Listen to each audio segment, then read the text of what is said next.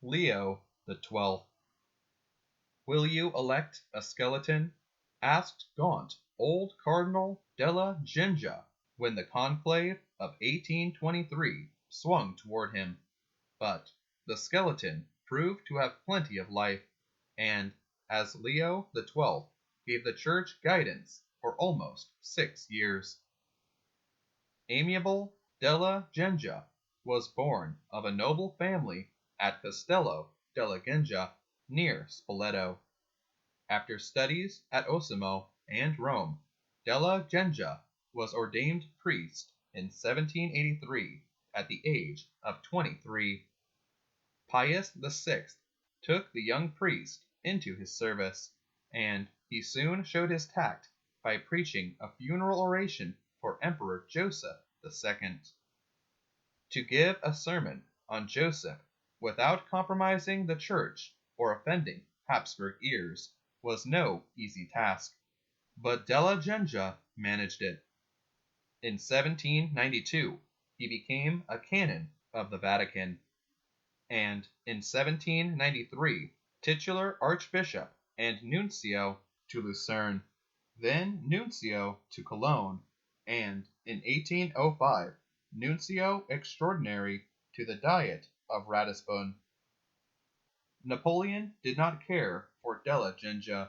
He tried to have him removed, but Pope Pius refused to recall his faithful envoy. In 1808, della Gengia accompanied Cardinal Caprara to Paris on a mission to see if Napoleon could be brought to see reason. But the emperor was in no mood for compromise. After Napoleon carried off the Pope to France, della Gengia retired to a monastery and spent some quiet years drilling a choir of peasants in plain chant. Recalled from rustic obscurity when Pius returned to Rome, he was sent to Paris to convey the Pope's congratulations to Louis XVIII. Conclave, who was already representing the Pope in Paris, imagined that della Gengia's mission was an insult, and this caused some unpleasantness. A few years later, Pius made della Gengia cardinal and bishop of Sinigaglia. Since he could not stand the Sinigaglia climate, della Gengia soon resigned his see and became vicar of Rome. At the conclave, the powers favored Castiglione, but among the cardinals, Severoli was the favorite. Cardinal Albani, in Austria's name, declared Severoli excluded, but this barefaced interference boomeranged. At once, the independent cardinals elected the skeleton. Leo XII showed that he was a big man by making use of Conclave's advice until the great diplomat died. Much alarmed by the march of infidelity, Leo took measures against indifferentism.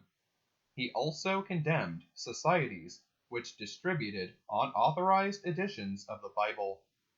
Secret societies were a thorny problem for the old pope. Though he condemned them, they continued to flourish right under his eyes.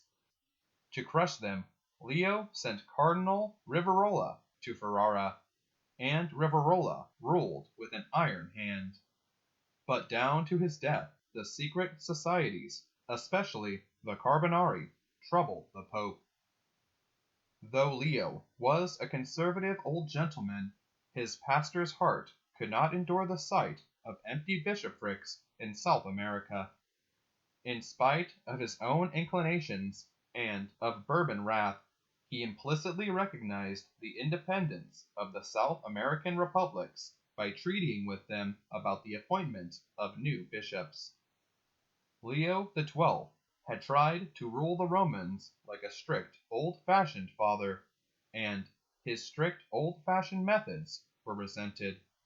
Leo XII died February 10, 1829, a good priest, if not a great ruler.